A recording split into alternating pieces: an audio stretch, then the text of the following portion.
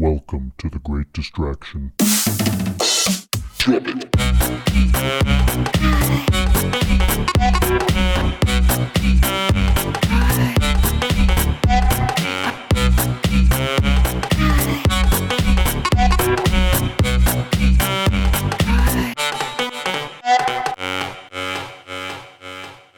Hello again, everyone. This is The Great Distraction, and today the topic of discussion is in a series. It's going to be in our Illusions series, and this subtopic is security. My name is Ben, and with me today are my co-host Thomas. How's it going? Glenn. Hello. And a special guest, Shane. Hi. Thank you for joining us. The Great Distraction is a podcast that focuses on a vast and random range of topics, and we hope that each episode leaves you with, if nothing else, a little something to ponder. As always, we'd love to hear from you. Questions, comments, and topic suggestions are always welcome. You can contact us on Facebook or by email at greatdistractionpodcast@gmail.com. Little bit of background real quick. This is going to be our second episode that we've done in a series. We decided, and again, only the people who've been listening for a while will care about this, but we've decided we're going to break off some of our topics into series categories. The last one we did was conspiracy theories. That's going to be a running series. This one is illusions, and it also will be a running series. But today, it is the illusion of security. Now, what do we mean by the illusion of security? How safe are we really? That kind of thing. And what are we actually safe from? There are all kinds of things today that I think Thomas said it before. No, maybe it was Glenn. Before we started recording, I can't remember which one of you guys said it. There are all kinds of things that play off of our innate fear, basically, or fear mongering, and then play off of that fear once they've created it. And it ranges from consumer products to support for war to political sides. I mean, it's the gamut of all existence. Well, you have to create something for people to fear so you can sell them something. That's right. To it's a standard alleviate that fear. It's a standard sales practice. Like a virus that you thought you had, but you don't. Create a sense of urgency, and then you can begin the sale. You create the need with it, right? So we thought that we put together a little list here of some common things that we think we're safe with. Some illusions. But before we jump into that, I'd like ahead. to throw out a quote from Benjamin Franklin that I felt touched on this subject pretty well. They who can give up essential liberty to obtain a little temporary safety deserve neither liberty nor safety. Nice. I thought that was pretty fantastic, and that very appropriate, and deep. Well, that's what do you expect from that guy? Exactly. Hey, man, founding fathers. Exactly. Okay, let's start off with a couple of random things here. Door locks. The door locks in your house, mostly, not necessarily the ones in your car. For those that don't know, door locks are extremely and notoriously not safe. There's a number of methods that I know of. Some are, for example, key bumping, and that's the real popular one right now. That's just the one that they know of. Key bumping lets you buy on the internet, of course, somewhere on eBay or wherever, these special keys that'll fit into standard door locks that are used in homes and stuff and kind of bump the tumblers out such that you can line them up and unlock the door. No forced entry. A couple of these things go along the lines of no forced entry, and I want to emphasize why that's important. As I understand it, I should have looked more into the laws of this or whatever, but I've heard it from multiple law enforcement agents and other entities that I have read in the past. But I wanted to see the actual penal code or something that actually proved this. So, take it with a grain of salt. As I understand it, there are worser punishments or harsher punishments for breaking and entering versus going through an unlocked door or making a door look like it was left open. Apparently, that's not as bad a punishment as a crime or not as heavy as a charge against you than if you just walk in versus breaking and entering. So some criminals will only take on crimes. I guess will only perform crimes for ones that they look for situations where they won't be actually breaking into an entity to try to reduce their risk, so to speak, or how much trouble they can get into. I don't know how else to say that. But anyway, so that is a point to note because it is advantageous to certain people, depending on the circumstances, as to whether or not they want to, how far they want to push their crime, so to speak. So door locks, yeah.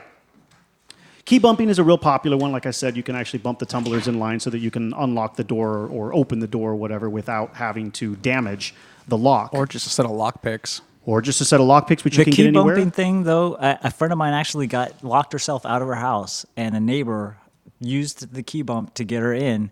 And all you need is a key that will fit into the lock and something to bump it with to get in. It's pretty easy. Yeah. So a lot of the new locks, I know from Schlog, and also we're going to go through and we're going to try our best to give you some options if you care to try and protect yourself from these things. If you really deem at the end of this that you need to, but If you need to reinforce your illusion of security. there you go. That's it. If you feel that necessity to do that, we'll help you with that as well. Kwikset and Schlog are two of the biggest lock and door handle manufacturers, at least on the West Coast. I don't really know if it changes here. Pretty much nationally. Okay, yeah. so let's say throughout America, throughout the U.S., and they make and promote, because key bumping got so popular, anti-bump locks. So you can go through and change all your locks if you want. But that's just one of the ways. I mean, you can take a power drill to these things. You can. I mean, there's any number of ways to, blow open these locks. Good old-fashioned boot. I mean, you just kick it open. I mean, the door frame. The lock is only as good as the door frame is, right? So let's say you tear out the. Excuse me. A lot of this is going to go down the path of how far do you want to take it. Okay, so they can kick the door. Okay, so I'm going to pull the door frame out. I'm going to rebuild. I'm going to have a metal one, a steel one put in. Now they can't kick the door frame out because they have to kick. Well, they can't kick the door in because they have to kick the whole door frame. Okay, well, let's say what's the next on the list here? Let's say they forget the door altogether and they just go through the window, right? Because we are starting with the hardest place to get in. Or Because this opens, so people assume that this is the way to get in. Yeah. But the other places where people aren't expecting entry or people to come and go are much easier to get into. That's right, because that's the one that seems the most obvious to us as non-criminals, because that's the one you walk through every day, right? Well, why wouldn't the criminal use that? Well, that's exactly why the criminal wouldn't use that. One good thing to take away from this, something I tell people all the time, if you want to protect yourself or keep yourself from becoming a victim, you have to learn to think like a criminal. Plain and simple. You need to understand where your vulnerabilities are and where where security and basically money spent is actually justified. Because some things are just ridiculous, and some things are, well, that's probably a good idea for you to, you probably. I'm not saying to the effect that you shouldn't go around leaving your doors unlocked. That's, in my opinion, really stupid, and it really irks me when people do that, because it's like, are you kidding me? Like, come on, what do you invite them in? Just leave the door. Oh man, big one in my neighborhood. People sleep with the garage doors open. I love that.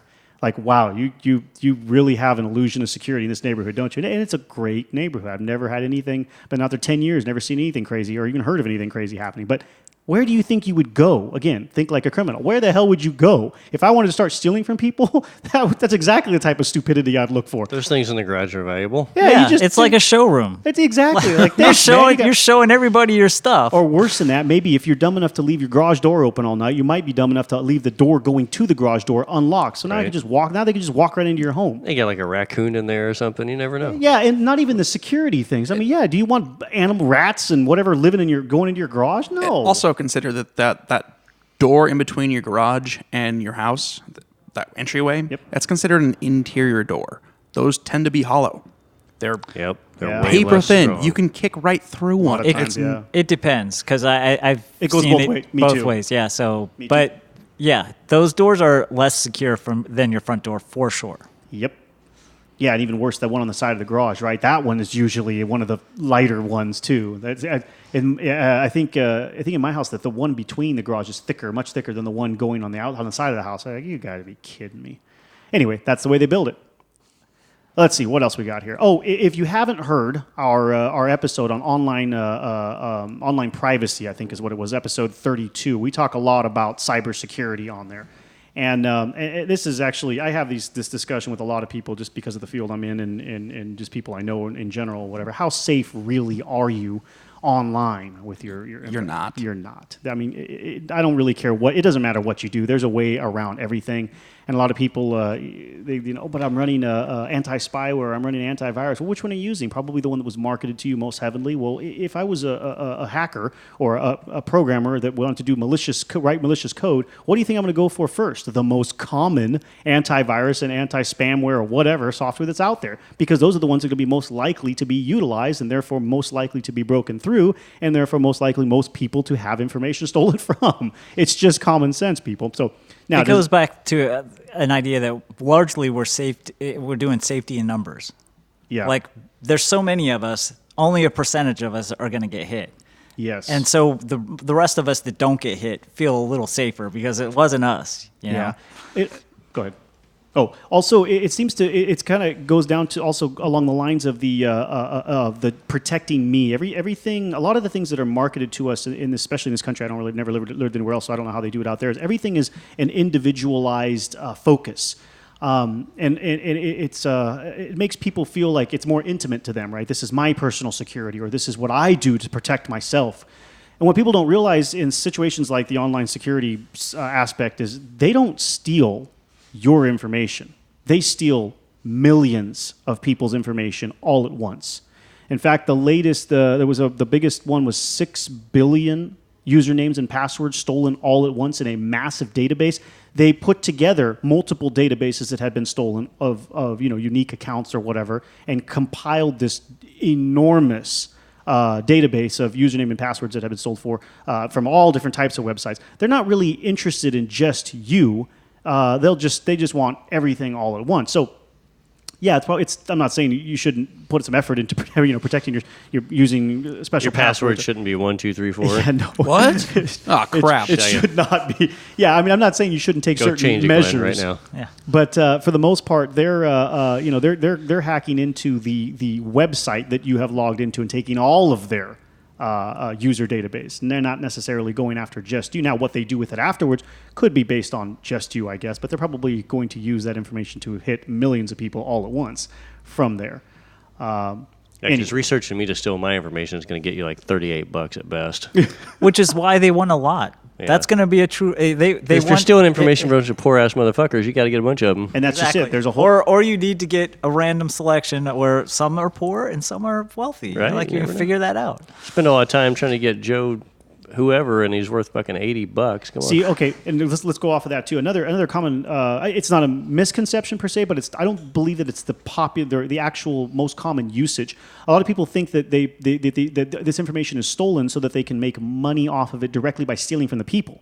Well, you're right. Most people don't have any money, so what are you going to steal from them? You can't squeeze blood from a Their turnip. information, right? though. Their information. Now, with their information, you have, let's say, your said cracker you hack into or you obtain. Call me a cracker. Cracker. Hacker, cracker. They're two different things. My bad. I should have said hacker. But anyway, They can be the same. sure. Yes, you can be a cracker hacker. Okay, I like it. Once they have this information, it may not be that they have any intentions of stealing anything from you. What they have is a huge database of people who are hopefully active accounts that they can turn around and sell a service, or maybe they can sell the list that they took. But imagine if you have one of these lists, these databases, and you go to, say, you start spamming emails out to companies, or maybe you even know a company, and you approach them and you say, hey, give me an email that advertises your company, or I'll write it for you. It doesn't matter. Pay me to write an advertisement for you. I will see to it that 2 million people get an email with your advertisement on it. And that's what they're selling. They're not stealing from anybody.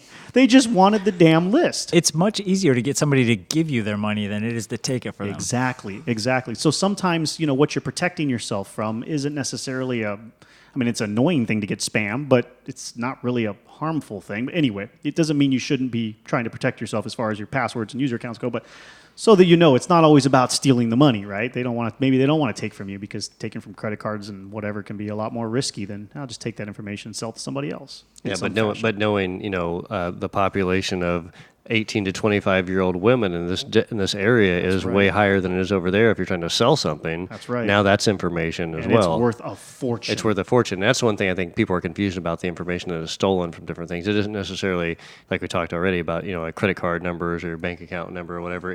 It's logistics about things, about the society that they're, this community or whatever. There's lots of other information for advertising certain products, target marketing, all kinds of other things too.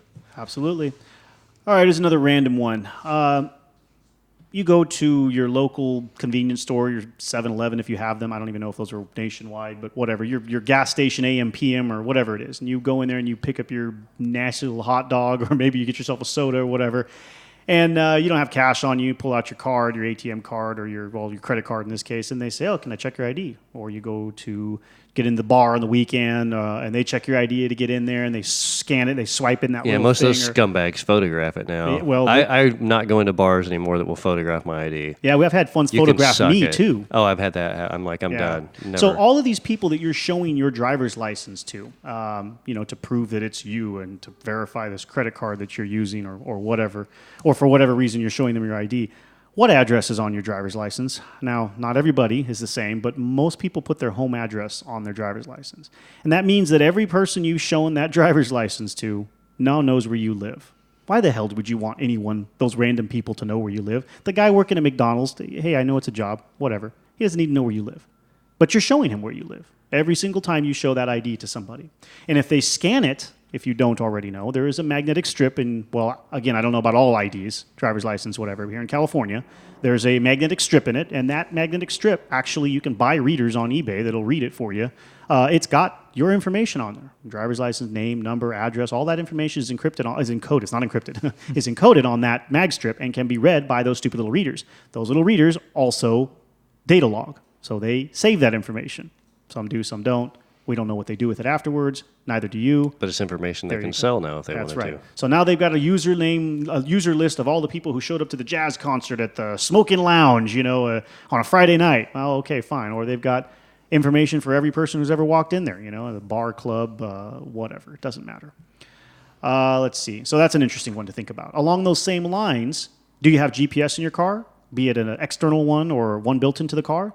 What did you set the home button to? Did you set it to your home address? Let me give you a scenario. Another thing. Do you happen to have an automatic garage door opener in your car? Exactly. Give you a scenario. Another thing. This is another great example of learning to protect yourself by thinking like a criminal.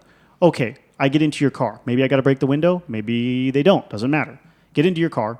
Press the home button. Now they know where you live. They go straight to your house. You don't have your car. You're not going to beat them there. They go up to the garage. They pull up to the driveway. Press the home link button, or your garage door opener is probably sitting right in plain view. They open your garage door. Guess what? They got no breaking and entering to get into your house. Now they've got your car. If nobody's home, they got the house empty to themselves. They can close the garage door behind them, and they can load up your car with your stuff and then leave. If they somehow have been casing you and know that you work at this time, they know you're not coming home. You're not even going out to look for your car until, I don't know, 4 or 5, whatever time you get off work. Maybe they know that. Maybe they don't. I don't know. Then they can call somebody else with a van, come get into your garage door and start loading up all your crap. And how suspicious would your neighbors be if your car pulls up, opens up your garage door, and nobody's Not gonna at all. And they're not going to hear if you lock that door between your garage and your house or whatever. They're going to close the door right behind the garage door behind it. Nobody's going to see them if they got to cut the damn thing out with a sawzall or beat it with a sledgehammer. Nobody's going to know. They can't. They won't tell any of that. So that's something else. So take a step back real quick with the driver's license.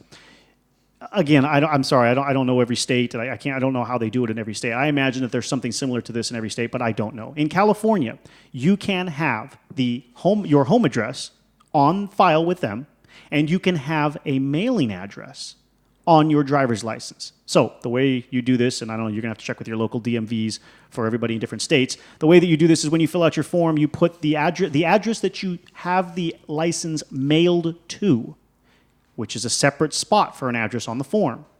That is the address that will show up on your driver's license.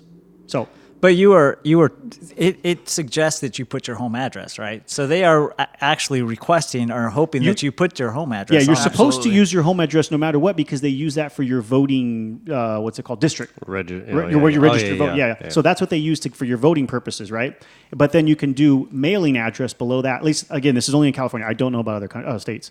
So and then that address that you use for mailing address is what address shows up on your driver's license. Now, people say, the next question might be, wait a minute, I only have one address. What the hell am I going to put? Well, okay, herein lies the problem. How far do you want to take this? What I suggest to people is you go get a post office box or a UPS store box. But a lot of these government agencies won't accept a PO address.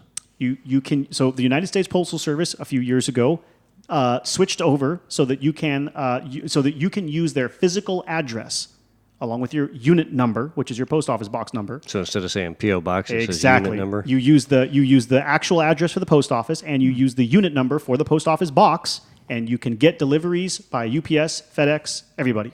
You can also use that on your driver's license. I know this for a fact in California. I don't know it for any other state, though. So, Wow. yes, that is one of the ways to If you protect took yourself. nothing from this episode, take that piece of information right there. It just leaves you safer, guys. And I mean, again, you're gonna have to put some money into it because I don't know. Again, I don't know what it is elsewhere, but the local post offices around here, the boxes are, I think, $80 a year, something like that. So it's But this not- goes back to, feeling safe and starting to spend that money to feel safer. Yep. So I don't know if you don't feel safe. If it doesn't bother you showing your address to everybody and their mom, go for it. I don't like it at all, so I pay for that feature to hide that at least from the average Joe working at Well, McDonald's. I remember when years ago you go to the excuse me, you go to the doctor and you fill out your paperwork and they ask for a social security number. They don't And do I that. A lot of places don't do a lot that of places, anymore. but a lot of them still do. I know. And I just put a giant Nope. line through there. You If don't anybody need it. asks me, it's your right to not give that information. Yeah, absolutely. But but a lot of people I think probably just read that like in most situations and just fill give it out. the information because it says to. Yeah. That's it. Going back to the GPS home location, don't use your address, your home address, as the home location. You pick most GPS systems, you can put 2 street intersections. Make it the corner down the street. Send it to a police station. Oh, I love it. I love it. Yes, if you have a police station near you, send them directly to the police station. That is awesome. The thing is you probably don't need, unless you're new in an area and you don't know where your house is yet, which I can understand because when I moved, it was real convoluted to find my house, so it was a pain in the ass. Anyway, you're going to learn where you live. Fine. Now you know where you live. You don't need the GPS location to be your house. You just need it to be like a mile away from your house. It doesn't matter because if you're coming home from far away, hit home. That'll send you the general direction. You know how to get yourself home from 20 miles away, 5 miles away. I just use the city. Yeah, Yeah, just that's the what I do city. too, yeah. It doesn't. Yeah. I mean, anything to get you in the general direction, and then you're fine because you know your area. So put it in the area. If Do you not- the city that you live in, if you can't find your way home, then I Well, think if this you conversation just- is not going to help you in any way, shape, or form. I mean, if you're new to an area, though, and let's say you moved into like a bigger city like Seattle or New York or whatever, yeah, it's going to take you a while to, maybe figure Well, things. but again, I can go back to the cross streets or something like that. Yeah, exactly. Pick cross streets that are down the Pick street. your neighbor's address. I mean, I guess you could do that too, but I love the cop thing. That's funny. Send them to the police station. You're going to know it's the police station, so you're never going to go there, right? Send But them to a restaurant down the street. yeah, I mean, I've done all of the above, not the police station. I've done restaurant, corner, clubhouse, if the neighborhood I'm in has whatever, anything, yeah. And actually, the clubhouse, I was thinking might not be a good idea because if depending on what the person looks like, they may be able to walk right in the clubhouse and say, "Oh, I'm looking for my buddy. He said he was out here. I got his name. This is his name because they Right. can pull." There's another thing too is what And they already have your car. they have your car along with the address, the driver's license. I forgot to mention. Again, in California, I don't know how it is in other states. We have our vehicle registration, and the vehicle registration has your home address, right? It doesn't have to. You can use that same physical address for a post office box on your registration as well. Same thing. So, and on top of that, now you also will have a driver's license that matches your vehicle registration. So some things need 2 forms of ID, and guess what? Those 2 work, and they both go back to a physical address. Well, I've actually had my truck broken into, and they stole Yeah. my information. Yeah. Let's come and back- and it was like they stole nothing else, some change, whatever, but they actually stole my registration. Just come back for you later, man. Yep. And I was like, mother effers. Yep. That's some scary stuff, but it's worth thinking about, man. I mean, again, you want to remain not a victim, learn to think like a criminal. Let's see. Home alarm systems. This is another. People aren't going to like this one at all because I know it's a big thing right now that all these alarm companies are selling you these super convenient wireless little alarm systems. Oh, we're just going to put a keypad over here. Don't worry, we'll put wireless sensors on all the doors and all the windows. Make sure you guys are nice and safe. Well, there's like a little $15 device that has been around for years that you can buy on eBay and Amazon that disables those the wireless communication back to the base unit. Now, some of the units are smart enough to, okay, if I can't communicate with the sensor anymore, I'll just go ahead and sound the alarm. Some are not.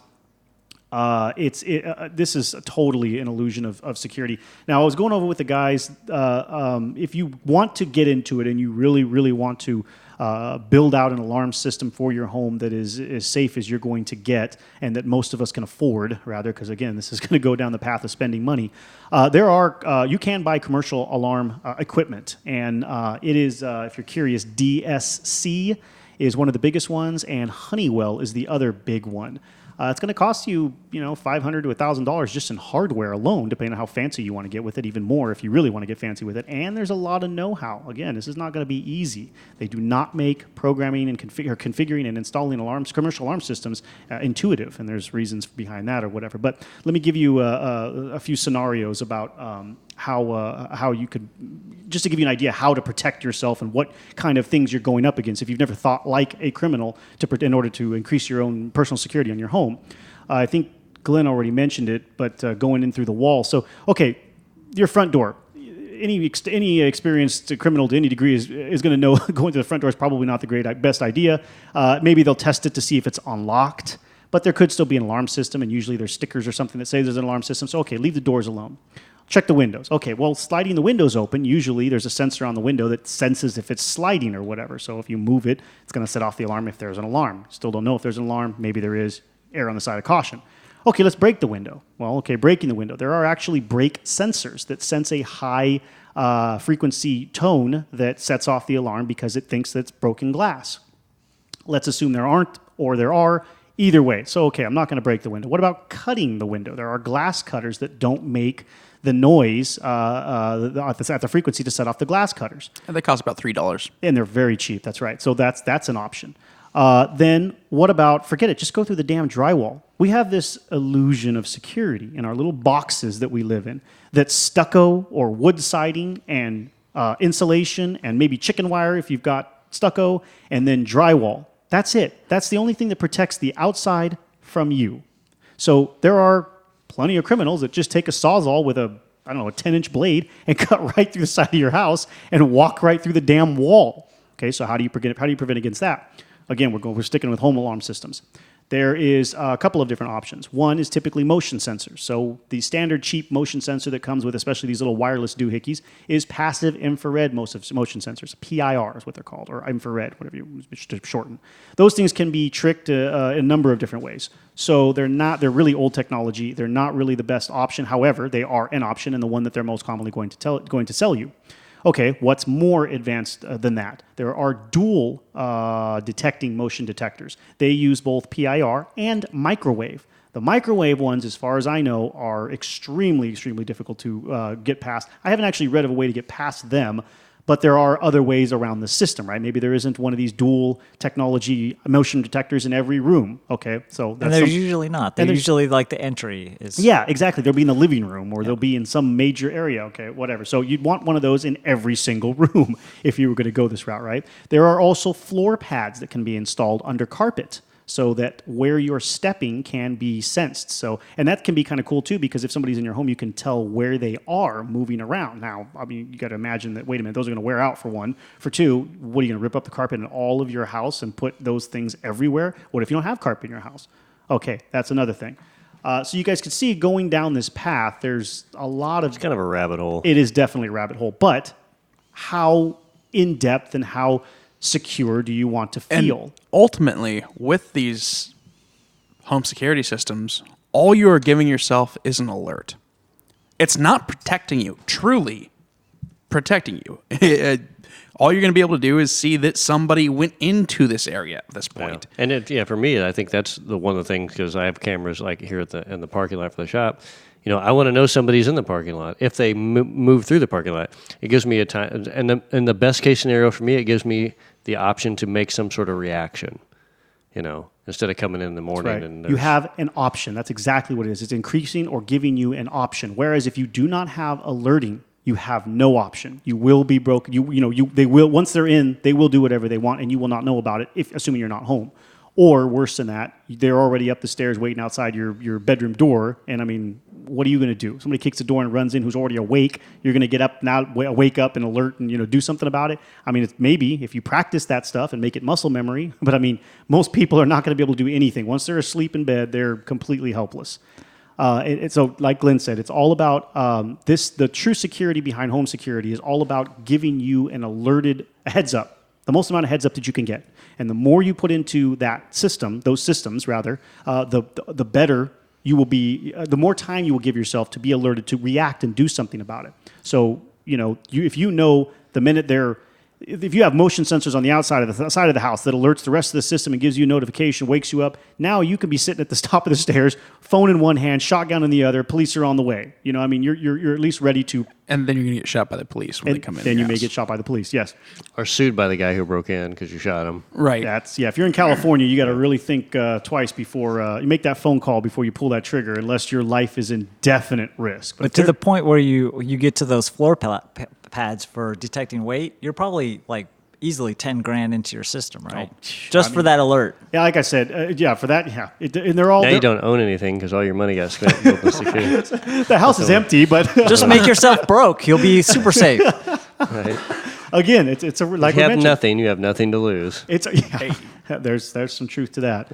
It is a rabbit hole, and it depends on how safe you really want to make yourself. And by the way, And truly, how safe you want to make yourself feel. that's what I meant. Sorry. Yes. And by the way, all of those sensors that I mentioned are all hardwired. None of those are wireless. I'm sorry. Those wireless sensors, like I said in the very beginning, can be bypassed fairly easily, kind of negating their whole purpose. But I mean, again, it makes you feel safer. And all these alarm system companies can sell you something because that's the most important part. That's Right. the only reason they're doing it. Well, And- they're selling you peace of mind, man. That's right. What else can you help for? and charging you monthly for their little monitoring service fee. By You the way, don't have to worry about it. We'll take care of That's it right. for you. That's it. We'll watch the bad guys while you watch TV. Yeah, and they made the move to the wireless alarm systems for a huge reason. They don't have to pay installers anymore. Everything's stuck on with double-sided sticky tape and anchors in the walls. I mean, it's nothing. They don't have to crawl around in the attic and run cables and try and figure out how to get into your window seals and under your in the corners of your rooms. And it's a pain. I've done it. It's a horrible pain, but it's hard work and it costs a lot of money. People don't want to pay it. Well, another thing in California about the illusion is, unlike other states that I've lived in California, most people's power box is fuse boxes on the outside of their house. And the reason they did that years ago was because of safety. The fire department wanted to be able to shut off the power. Well, that also means other people can shut off your power from outside your house. So if everything is wireless, you don't have a backup system. It's all electrical. They come in, they hit the switch from outside next to your garage. So and typically the you're wireless screwed. systems have a battery, do have a battery in them that'll last. I don't know how long it lasts, maybe 24 hours if you're lucky. And then when you build the commercial alarm systems, you have still lead acid batteries that keep them alive. But you bring up an interesting point that I forgot to touch on. How do most of the alarm systems get out to call the police? Your internet. What is your internet? Well, I don't know. It's different everywhere, but pretty much all of the internet connections in the house are accessible via an outside panel that can be cut with a simple set of wire cutters, be it fiber, be it coax, or be it phone line. And believe me, they're clearly marked out there and really easy to cut. So do you have a backup system for your alarm system? Yeah. The answer to that one is typically cellular. And some of the commercial alarm systems, I don't know about any of the consumer ones that do, but maybe they do, actually have a cellular modem that you stick in the attic or somewhere else. It's got an antenna. It's a cellular modem. And it communicates to whatever mothership you choose to pay to monitor your setup. And that's battery operated. So if your outside lines get cut, guess what? You still have a way for your alarm system to get out and call. But then in those situations, you also have an outside source that your information that these sensors are pulling from your house are being loaded onto, right? What do you mean? If you have wireless sensors and you have With or without the cellular connection? with a cellular clip, With the cellular connection, okay. I'm with right, you. that is being broadcast to an outside source. Yes. That is a path of entry, potentially. Oh, sure. For your data, for your information. Oh, you mean malicious? Oh, yeah, absolutely. Absolutely. Oh, yeah, somebody's listening for sure. And a lot of the when you go into the more commercial stuff, you can, and even some of the consumer ones actually, they have microphones built into certain sensors. And the reason for that is because if you hit the panic button or the emergency button or whatever, so that way you can talk, so that the 911 operator. Well, here's what they sell you anyway, so that whatever service you pay for, if it directly connects you to 911, can actually talk back to you and say, hey, what's your emergency? Are you okay? What's the secret code so that you can disable the, we won't send somebody out or whatever. Well, again, this is microphones in your house, and you don't know who else is listening and whatever. I mean, you really don't. But anyway, yeah, that takes us along the lines of another one I had, smart speakers and smartphones. We got people who are worried about the NSA, the American government is listening to you, yet you have no problem with sticking humongous, more powerful corporations' products into your home, so that they can listen to you all day and all night. And they are. It's been proven. You can check out. You can do your own research on that. I think on the online security, online privacy one, we talked a little bit about that. But I mean, When you do your little end user agreement, you're giving them permission right there. absolutely, and they've already several of the companies have turned over their. I mean, they'll turn over anything that they get subpoenaed for. I mean, if the government goes after and says we need this information now because we think something happened or this is a crime or whatever, yeah, they'll turn that information over. So. If you're worried about security and you're worried about the NSA listening to you, Don't get an Alexa. don't stay away from all the stupid smart speakers because that's exactly what you're feeding. And again, those are great examples too. Is that they're not really the companies themselves probably are not worried about what you care about exactly, but as a whole, they can generate statistics that they can sell to other companies, specifically advertising, and that's worth how More much? than the product they're probably selling you. Yeah, how much is Google worth? Well, why do you think Google's worth so much? Because they Or can if you're collect Amazon, information. they can just sell you directly. Yep. Yeah, remember they those sell little- all the stuff. Those little buttons that they had. This wasn't microphone based, but the little buttons that they had that you press the button and it would order your Tide or your bleach or whatever the hell. Oh, I'm out of my toilet paper. You put this little button next to your toilet paper thing and the Dash. Amazon Oh, Dash. That's what they I were called. totally forgot They about took that. them away. Yeah, they don't do them anymore. I think they. How am I eat my toilet paper? I don't know, man, because you're on your damn cell phone while you're sitting there taking a shit anyway. All we need is a speaker in there to capture everything that happens in the bathrooms. But you already got it. You have because who doesn't crap without their phone in their hand? They're Yeah. already listening to You got your mic, you got their video. They even got your poop face recorded, man, because it's a front-facing camera. Most important room in the house. I don't want to bathroom. see. I don't want to see your poop face, Glenn. I wonder how Are you closely sure? related it is to your O face. Dude. Talk about a 10-year challenge. Let's start a new one. How close is your poop face to your O face? What an interesting, Wow. what an interesting table book that would make, man. Coffee table book. Poop faces and O faces. Is this? And you have, to it'd be pick, you have to select which one's which. yeah, right. It'd be like a quiz, true, false. Is this his O face or his poop face? Bring Well- back the whole hot or not thing, but Oh, I like it. He remembers hot or not. Oh. And it goes back to our products that we're trying to develop we're getting funding for out there, people, just like the adult scratch and sniff thing. This goes in the same direction. If you Yeah, wanna- where if are you wanna- coming with that adult scratch and sniff? Well, right now we're still looking for funding. All right. And smell sources. I was gonna do a GoFundMe, but I think Go Smell Me would be better. Nice. Come smell me. Now I remember where this conversation went the last time we had it. Okay, hold on. Okay, while we're still on home security. Because Instead of O faces. Yes, and O faces. Well, okay. Let's see. What do you guys think about this one? Do you guys think that guns make us safer? Or is that another illusion? I absolutely think that they give me the facility to protect myself. but And without necessarily needing to depend on an outside source to come and rescue me. but statistically, you're less safe Why? Because because people who have guns in the house are more likely to get shot. That is a statistic that has right, been because generated. there is a gun present, so there is a more likely. And it could be, the bad guy getting a hold of your gun or just shooting you because now he's defending himself from you. Or you panic and shoot yourself or shoot your wife. Or But something, that's yeah. the statistic. or how many have children that get a hold of a firearm because they're not being responsible firearm owners. Yeah. And That feeds this. it absolutely does feed this. But when it comes to the statistic thing, it's just, that's in my. You're totally right on that regard, Shane. And you're totally. But the thing is about the sucks about the statistic thing. It's also saying where you're 10 times more likely to get killed in a car accident if you drive a car. Yeah. Well, no shit. Really? I'm 10 times more likely to fall off a bridge if I'm standing on a bridge. Right. Yeah, so it's kind of one of those skewed statistics to prove somebody's point. Exactly. The other But thing, they'll though, use is that information to prove their point. More people are driving cars than own guns as well. I don't know about that. I don't know. More- I've never You looked think up more statistics. people own guns than drive cars?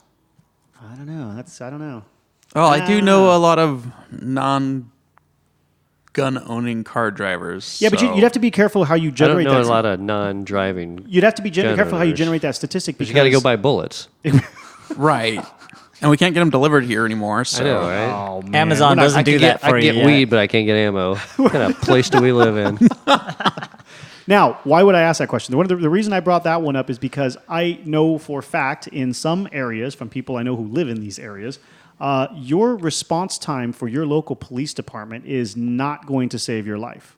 So if something happens, some people have this misconception that you pick up the phone and like magic, there's like a Well, have you ever? There's a show on called 911 or something like that, and they go through the actual. Reno They 911? no, that was better. But they go through the actual reenactment of the call, so they have the recorded call because obviously they have a recorded call. And I've watched some of those where it's been upwards of 20 to 25 minutes before a cop or any sort of thing. So going back to an illusion of security, the police are an illusion of security. Oh, absolutely. And most people think that the police are there to protect them, like they're going to stop a crime. All police do is take the information after it happened. Right. yeah. Talk about an illusion of security. I mean, I imagine there might be some cases where they get there just in the nick of time. Or, Yeah, but they're not like super brain reading. They can't see the future. Yeah, I mean, Officer Friendly Report. doesn't see the future and show up before you get stabbed. I mean, they stop crimes that they're present for. That's right. But how many Yeah. homes are they present for? Not many. right? Yeah, and how it depends on how fast the crime, whatever. Without the ability to protect yourself, guess what? There's nothing else you can do. And the gun statistic too is that if there wasn't a gun in the house, there probably wouldn't be. Well, I guess as long as the criminal doesn't bring the gun, because if the criminal brings a gun in the house, now all of a sudden, Yeah, but So so I mean, you're more likely to get shot because he brought the gun in. yeah, I guess it still works, Yeah, huh? no matter what, you're screwed in this I see scenario. it still works. I got it. I'm with it. That's it, guys. I'm selling all my It's like guns. you're more likely to drown if you're But in the pool. the more defenseless you are in this situation, the more likely you have maybe of getting away unscathed because now you're not a threat to the person who's robbing you. Assuming but that you're they- not going to So, stop him. I'm sorry, but that's I know, but this Assuming that's their logic, right? Right. Maybe they want to shoot you. so. What if some? exactly. There's some people that are there to shoot you. who hurt you? My period. Yeah. Right. I there's so many different ways that can go, and it's really tough to. But anyway, it is a illusion of security to a degree, right? I don't know. A lot of us who own guns have never needed to use them for self-defense, thankfully. But nevertheless, it could be argued that Well, there's why'd also you need them? Well, there's also an argument too as far as home security is concerned. Having a gun, sure, having a gun, or maybe something that's close to you, whatever. But a lot of people, there's a lot of people that are starting to use this sort of mentality. Okay, it's great to have a gun for home security, but don't have it right there readily available to you. No, Because keep it locked up in your safe. Well, here's the way I was going with this. A lot of people say if you're going to have something that you want to grab for immediate security, have like bear mace or something. Because if you wake up in the middle of the night and you think there's an intruder there and it's your wife and you shoot her with bear mace, she's not dead. She's just gonna be disabled. pissed. And she's going to be Well- pissed and disabled, which is the same thing an assailant would So do. let me give you something along but they're that not lines. dead. I thought of this concept. I don't know, maybe a few years ago or whatever. Putting a blank round as the first or second round in your firearm. So it's just a noise. So it's a loud ass noise, and Fuck if yeah, you it make is. a mistake, it will cycle the next round. I think, as far as I know, most calibers, when you fire a blank, it'll cycle, and it's got enough force to cycle the round. Maybe you put 2 in there, so you've got 2 non-lethal rounds because they don't really. Well, they shoot a puff, and it can hurt you, but it's not going to kill you unless it's point blank. And I don't even think it would kill you; it would just really mess your burn you. skin or Burn burn the you. crap Yeah, out it of really you. hurt bad. But anyway, so you've got 2 rounds that are just a lot of noise, and hopefully you can keep your shit together so that you don't empty the whole damn magazine and somebody's standing right next to you or whatever, But if you do accidentally fire one, you have not fired a real bullet, an actual bullet, just a loud noise to hopefully wake you up, scare the hell out of the other person, because even if you miss, they're going to be scared because they know they're getting shot at. So in the case of if it's your kid or your wife, think before you shoot. But I understand situations can be Well, if scary. you're woken whatever. up in the middle of the night and you're, especially, I mean, some people sleep pretty like rocks. I mean, and some people are hard to wake up. And if they you do freak get, out. yeah, and if you do get startled or woke up in the middle of the night, I mean, it happens to me once in a while, and it takes a second. If somebody's already there in your room, in your house, they're watching you taking, there's almost zero ability Yep. for you to respond Yep. to that situation. Yeah. From a dead sleep, even if you get lucky enough to be woken up. Yeah, so to negate the shooting your own kid or your wife thing, because I hear that argument a lot, is, well, okay, fine, put a blank in there. Okay, One of the things that I did, I don't know if it's legal in this state, but Then you probably shouldn't admit to it. well, I was doing this when I was living up Gotcha. out in the boonies. Let's clarify where the boonies are. Yeah, not in California. Not in California. This is not an admission of guilt, thank you. Yes, no. They make rubber shotgun shells. Yeah, we can't have self-defense, non-lethal rounds in California. Okay. Which is fucking retarded. So- We yeah, can't? get that. Yeah, non-lethal rounds, ammunition is illegal in California. because they think people are going to just play with it. Like why? I don't know, dude. It's Well, just, I was think really trying to get my brother to let me shoot him in the ass with the it. beanbag gun, with Right. the beanbag round. So you didn't volunteer to be shot in the ass? No, Oh, of course not. I was just trying to talk him into it. Yeah, that blows me away. And I think that the reason that that happened is not because they were specifically going after non-lethal ammunition, but the non-lethal ammunition fell into the category of like armor-piercing bullets and dragon's breath and stuff like that. Such bullshit. I think that's how it happened. I don't know. Don't quote me on that. I haven't looked into the penal codes for that, and gun laws are well, just as confusing as every other law. But anyway, But going back to ammunition, there is no shortage of ammunition for that. You know, like even those other rounds that you put in after, that shoot a projectile. Projectile. Yeah, You can get BBs. oh yeah, And so they Shot have put stuff or- for not going through walls, so you don't Snake kill your shot. neighbors too. Yes. That's always nice. Yes, or rounds that fragment, right? So they don't go through the walls. Absolutely. Precisely. So in the gun community, we call that's called self-defense ammunition. So if you look for self-defense ammunition, you'll find things that do just that. Soap. Soap rounds? He's soap rounds. Oh, I got shot in the ass with a soap round, dude. Too bad Rick's not here. He'd tell you the freaking story. It's not rock salt. It's not. It's soap. It was literally soap, and it hurt real bad. Didn't she have a nice welt? Were you I t- did. Were you I talking did. shit and you washed your mouth out? No, it was. No, I'm not even gonna admit to that. No, it was. Oh, there's a bigger story here, isn't No, there? it's one that I don't want to go into because it involves alcohol and guns, and those are two things that should never go together, regardless of what you're shooting. Anyway, let's Unless see. you're shooting the alcohol with a gun. Whoa. See? Boom. That could work. You know what that I'm makes so me, against you know what that makes me alcohol, I'm think gonna of? shoot it with Somebody my told me gun. one time that people will take shots up their ass of alcohol People will do What? anything. because apparently With it a gets you shotgun? super. No, like It's- inject it yeah. up your butt. Well, with a, it gets with a, it gets into your bloodstream. it gets your quicker. bloodstream faster. People It do that with fucks you drugs up. too. Yeah. I mean, up the butt, dude. Up the butt. We take epidural. well, epidural is Or no. Sorry, I was. Damn it, I forgot. up the anus. No. Well, that's what we're talking Thinking about. about an alcohol enema. Enema. There you enema, go. that's what I was Enema. trying to say, Dude, enema, alcohol enema. I take my Jameson in an enema, please. What the? Bend over. Get the turkey. Get the turkey baster. I thought your bar was into making people happy. That dude. That that makes it a whole lot more important to mark your drink. Yeah, no, that's my Put baster. your lips on this shot glass. No, that's my turkey baster. Yours is over there in the corner with the red handle. I used to this was a kid in school, and when we would ever have like a little parties in school or something, people were like fighting for things. He would spit on stuff. He'd spit on the food. I've heard of people like licking door handles. Like, don't touch that. That's my door handle. I'm like, what an asshole. How did we get to this from security? I don't know. But Okay. I feel like we're a little bit off. I'm going to pull course. us back here. So this is how turkey basters relate to the illusion of security. That's gross. Is your money actually safe and secure, stored in a bank or in investments? One of the things that blows me away is having gone down the path of 401ks and trying to invest for your retirement for a brighter future. The concept that, wait a minute, I'm giving these people, like painfully so, every month money to play with, my money to play with, in the hopes that somehow I'm going to end up in a better place in the end because all this money, they're going to make me money. Who the fuck are these people? They're playing with my money. I don't know who they are. I understand I could go educate myself and play with, could control more of a little bit more of my investments from the 401k standpoint. I can do all my research and I could do that. Well, yeah, that's like a second job. I'm not an investor. I didn't go to school for that. That's difficult to learn, especially for the layman. But is your money secure? I don't know. Well, according to the, what is it? Insured by the federal government? Yeah. FDIC. Yeah, which only goes So- up to a certain amount, but most of us are never going to have that much Like cash. but, 200,000 or 100,000 Yeah, I don't have or to that something. much. And Oh, I actually, I think think some it's of really enough. investment accounts don't fall under that category. I think You're those right. are separate. If you put money in a 401k and they lose all of it, they don't know you shit. It's not the secured. the thing, you are better off having money in there than not. Yeah, because and that's why I keep putting you're it in always there. broke if you have no money in there.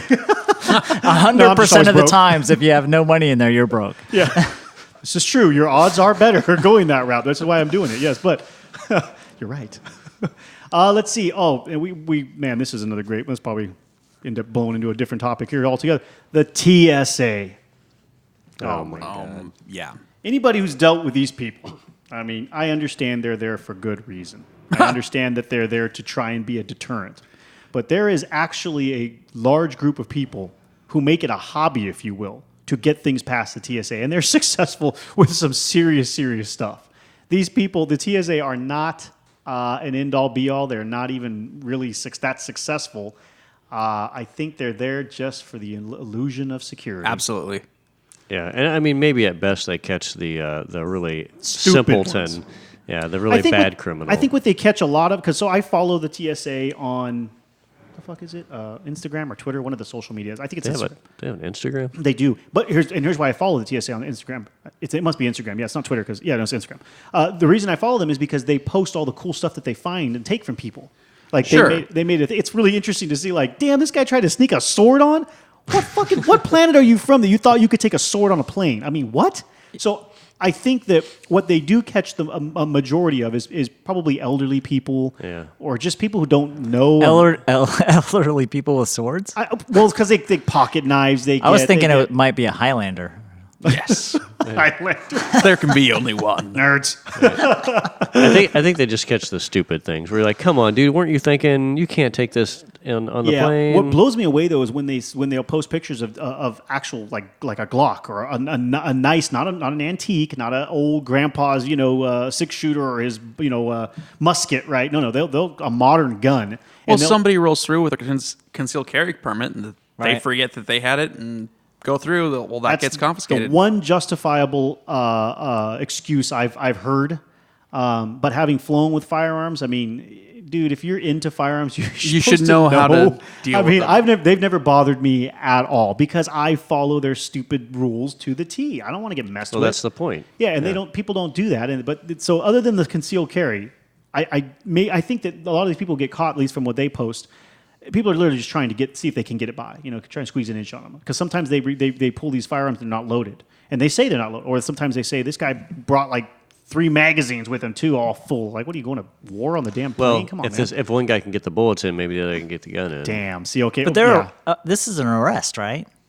They can't Yeah, just I mean, take. that's a I So, don't I know mean, how you would get through that without getting arrested. Oh, I if was you're just trying joking. if you're just Yeah. trying to see if you can sneak it on board, that seems not worth it. Yeah, you're still breaking a crime. Yeah. Well, that's and I think some of these people they think that they can, or they know ways or whatever, then it doesn't work or something like, oh damn, I didn't know they upgraded to this scanner in this airport, so now I can't get through, and you're already in line, and what are you going to do? Yeah. So I mean, I don't know if it's a game that people play online or out there or whatever, or if they're just. I mean, it blows me away that you could be that stupid. But the thing is, too, with the TSA, one of the things it does, it is it's more of a, again, it's an illusion of security. But you take, millions of people who are flying on planes every day, just like the general population. Most people are not really bad people. Most people are scared of everything. Most people don't know how to defend themselves. So they see this entity that's there that's helping them. They're already scared because maybe they've never flown on a plane or they're scared about flying in planes, whatever. It's a high-stress situation. So they throw this entity in there, and they put them in uniforms, and they put in these scanners, and they do all those things. And so now the general public is relaxed and will fly. Because if not, they're going to stop flying, and guess what we lose? The entire flight industry.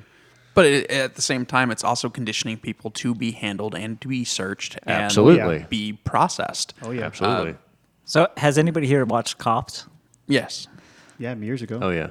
I watch So all the time. I didn't think anything of it when it came out. I was just, okay, it's cool watching what happens with the cops. I watched it like 10 years, after that, and I'm like, holy crap! That they're just these are normal people, and they're snatching them and stuff. They don't have any evidence that these people are doing anything wrong. And I'm like, what the fuck is this going on, They're just man? detaining them. But yeah, I think that's Without part of what it is. And movies is the same thing. If they're doing the same thing in movies and stuff like that, it's giving the public a perception that the cops are allowed to do that. Right. Well, I don't want to get too far off topic on that, but the Fourth Amendment? What? the perception of how society perceives both military and law enforcement is changing dramatically these days, and we seem to be getting a split, between those that are super super for and then those that are super super against. And it's like, holy crap, dude, that's really weird. For the other, go ahead. Do we need our police department with military hardware? I don't know, but example, I was walking downtown the other day, and I was at a stop at the crosswalk, and there was a whole bunch of kids, maybe 10, 11, 12, something like that. It was a class, and they were going to one of the museums, right? And they were, I don't know, maybe there was two dozen sitting there at the stop block with me. Well, a cop car drives by, and all the kids start screaming, hi, and they're waving, and thank you for your service, and we love you, and I'll be careful while I say this. Not that I'm against that in any way, shape, or form. However, the situation that weirded me out was when I was a kid, we didn't feel the need to thank somebody for doing their job.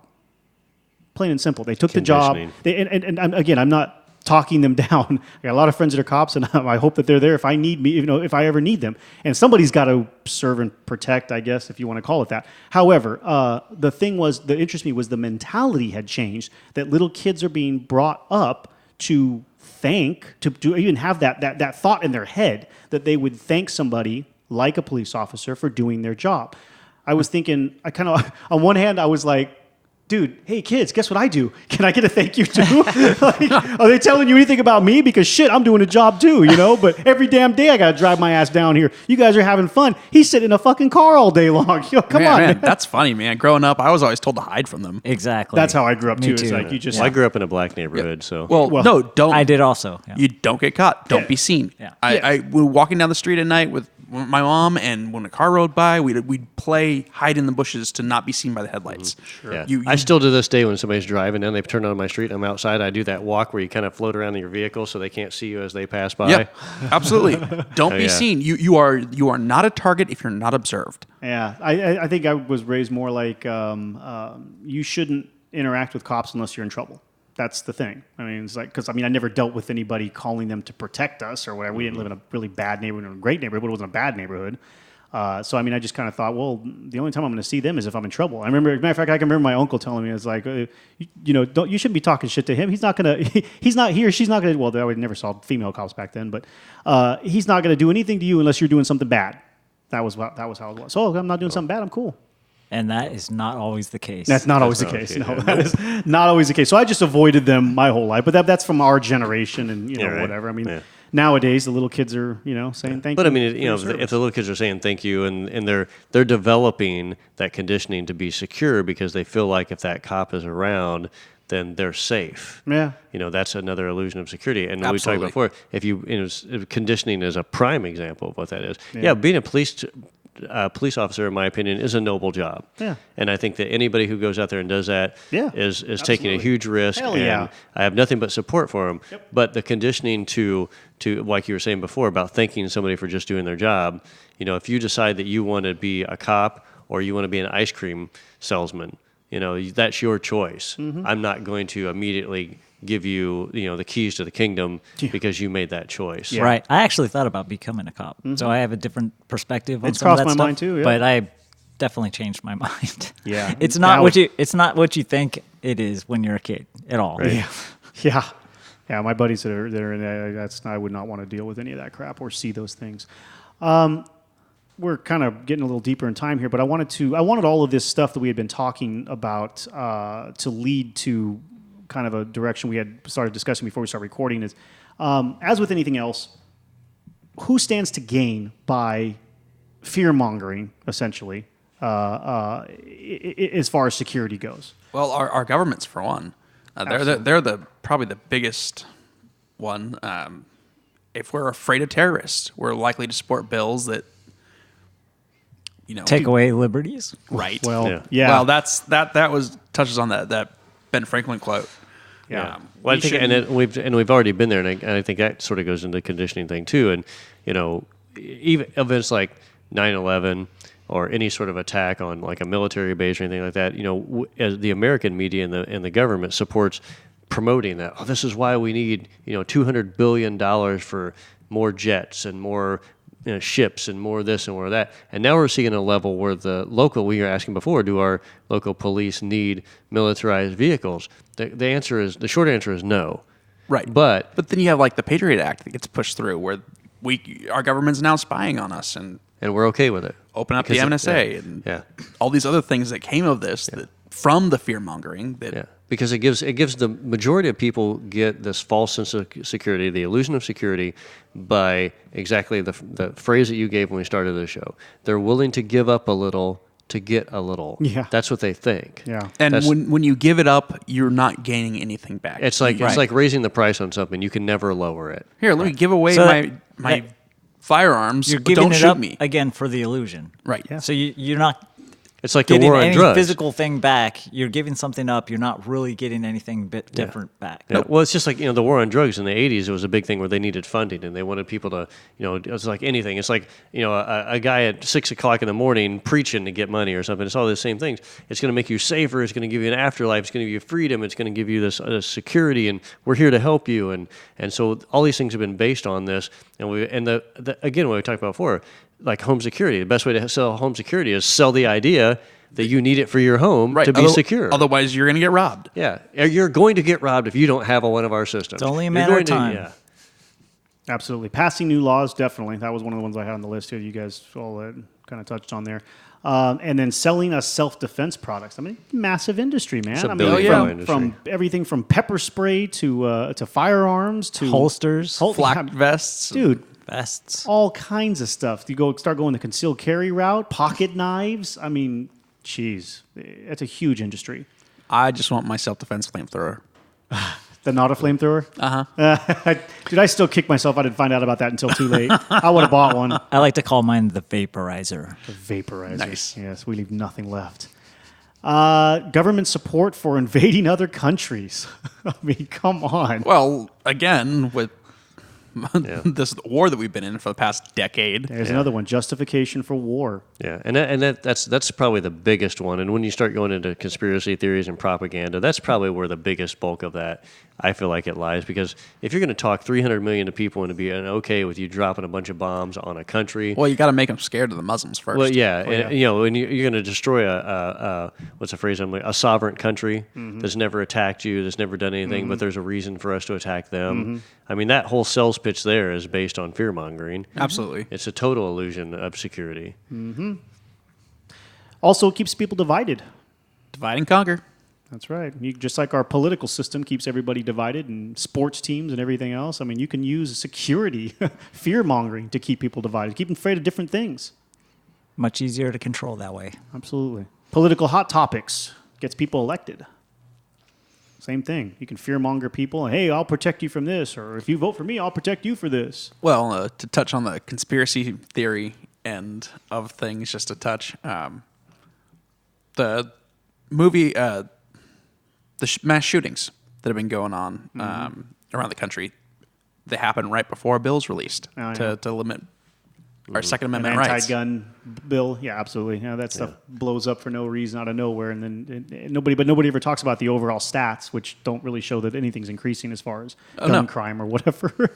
Yeah, crime in America has actually been going down pretty steadily for a very long time. We talked about that before in another episode. Back to the illusion, there's no better sales for guns than the potential for bans.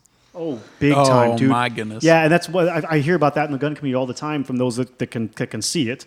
Everybody, a lot of the people in the right side or the red side, rather, whatever, hated Obama because Obama was going to take away our guns. All our guns are going to get taken away. And Obama never took away any of the guns. They didn't pass anything. It was great for gun sales. But though. they loved promoting it because by promoting it, everybody was going out buying guns. Absolutely. So they just, you have to be careful what you support in this world, because a lot of things that you support are actually feeding it themselves because they're financially benefiting from it. Right. And now the opposite is happening because Trump will not ban guns. And so people don't have that, I need to go get one right now. Yeah. Yeah, you can actually buy a 522 or bolts of 22 for under $20 again. Wow. But you can't have them shipped to you here in California. No. You have to physically go and buy them at the store and pay high prices. Anyway, that's a whole other topic, which we probably already discussed. Anything else anyone want to add? We're good? Stay safe. That's it. All right, guys. Thank you for listening. We hope you like that. We'll see you next time. Show notes and other info can be found at our website, greatdistraction.com. The Great Distraction is listed in iTunes, and we greatly appreciate it when our listeners take the time to look us up and leave us a 5-star rating and review. That helps our show grow and motivates us to continue producing content. If you'd like to get in contact with us, you can do so using the email address, greatdistractionpodcast@gmail.com, or via our website. We're always interested in hearing any thoughts, comments, or questions from our listeners. Keeping up on the latest from us can be done in several different ways. You can add us to your favorite RSS feed tracker. The link is available on our website or in iTunes. Or you can also follow us on Facebook and Twitter. Just search for Great Distraction, one word, no space. As always, thank you for listening, and thank you for all the support.